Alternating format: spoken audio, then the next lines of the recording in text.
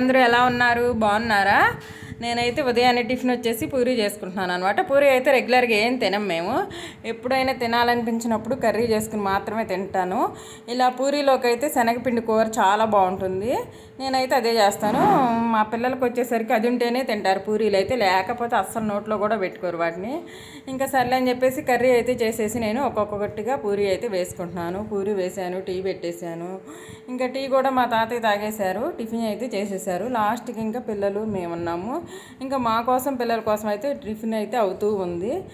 Curry చేశాను కాబట్టి పిల్లలు ఎంతో ఇష్టంగా తింటున్నారు పూరీలు అయితే. ఇంకా తిన్న తర్వాత ఒక్కసారిగా వాతావరణం అయితే చల్లబడిపోయింది. వాతావరణం బాగా చేంజ్ వచ్చేసింది అనమాట. చల్లగా గాలి వేస్తుంది. ఏంటని బయటకు వచ్చేసరికి బాగా గాలి వేస్తుంది అనమాట. ఏంటి గాలి ఎలా వేస్తుంది అనుకుంటున్నాను. గాలి అయితే బాగా వేస్తుందని చెప్పి పైకి వెళ్ళి గబగబా బట్టలు అయితే తీసుకొచ్చేసాను అనమాట. వర్షం వచ్చేటట్టు ఉందని చెప్పేసి. మా మల్లి చెట్టు కూడా పడిపోతుందేమో అనుకున్నాను, కానీ పడలేదు, అలాగే ఉంది. ఇంకా ఈ చెట్లు అయితే బాగా ఊగుతున్నాయి అనమాట. అప్పుడు అనిపించింది గాలి బాగా వేస్తుంది, వర్షం అయితే పడదు, ఈ గాలి ఆపేస్తుంది అని.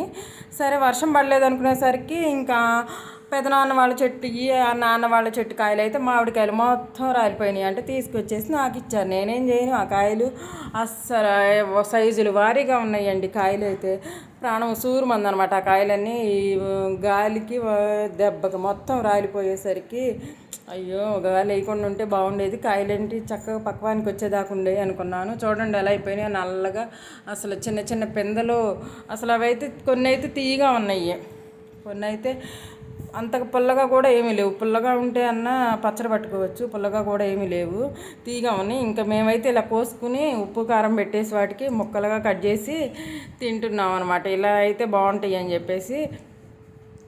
పిల్లలు అయితే ఇలానే తింటారు, ఉప్పు కారం వేసిస్తే. తీగా ఉన్న ముక్కలకి, పుల్లగా ఉన్న ముక్కలు అయితే అస్సలు నోట్లో కూడా పెట్టుకోరు వాళ్ళు.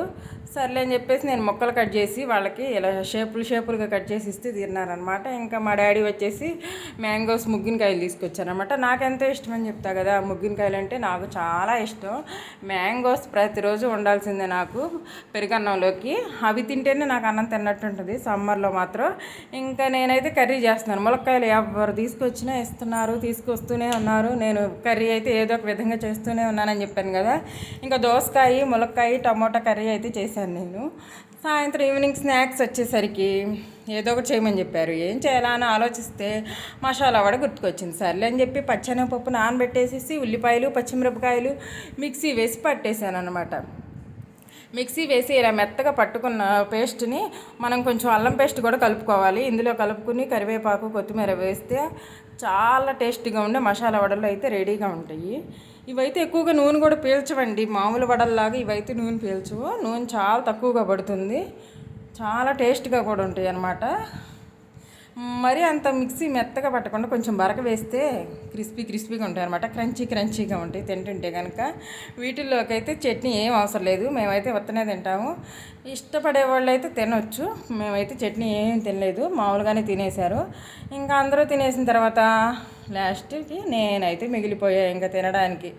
సర్లే అని చెప్పి అందరూ తిన్నాక నాకేమట్టి పెట్టారంటే లాస్ట్ ముక్కలు చెక్కలు అన్నీ నాకే అట్టి పెట్టేశారు. సరేలే వీళ్ళు తిన్న తర్వాత ముక్కలు చెక్కలు నాకే కదా అని అవి కూడా నేనే తిన్నాను. ఏం చేస్తాం, వేసినందుకు లాస్ట్కి నేనే తినాలి ఏదైనా సరే, అవి బాగున్నా బాగోపోయినా. అయ్యో ఈ ముక్కలన్నీ ఇలా ప్లేట్లో పెట్టి అట్టి పెట్టేశారనమాట నా కోసం. సర్లే అని చెప్పి ఇవి అయితే నేను తినేసాను. ఇవి అయిపోయిన తర్వాత సరే అని చెప్పి పల్లీ పట్టీ వేయమన్నారు. పల్లీ పట్టీకి అయితే చాలా రిస్కేను. పల్లీలన్నీ వేయించుకున్నాను. ఫస్ట్ వేయించుకుని వాటిని పొట్టంతా పోయేటట్టు చేసి చక్కగా బద్దయిన తర్వాత పాకంకి బెల్లం అయితే నేను పొయ్యి మీద పెట్టేసుకున్నాను అనమాట. బెల్లం మాత్రం బాగా పాకం రావాలండి, ఇది అరిసెల పాకం లాగా గట్టిగా రావాలి, అలా వస్తేనే పట్టి పడుతుంది అనమాట. ఇంకా సర్లే అని చెప్పేసి బెల్లం పాకం పొయ్యి మీద పెట్టేసేసి శనక్కాయ గుళ్ళు అయితే బాగా పాకం వచ్చేసింది. ఇంకా అరిసెల పాకం వచ్చింది, బాగా స్ట్రాంగ్గా రావాలి ఆ పాకం అయితే. అలా వచ్చిన తర్వాత నేను పల్లీలు అయితే పోసేసాను. పల్లీలు పోసిన తర్వాత ఇదిగో ఇలా వచ్చేసింది అనమాట అచ్చు. ఇవైతే పిల్లలు చాలా ఇష్టంగా తింటారండి. మీ ఇంట్లో కూడా ఇలానే అప్పుడప్పుడు చేసి పెట్టండి, పిల్లలకి చాలా మంచిది ఆరోగ్యానికి.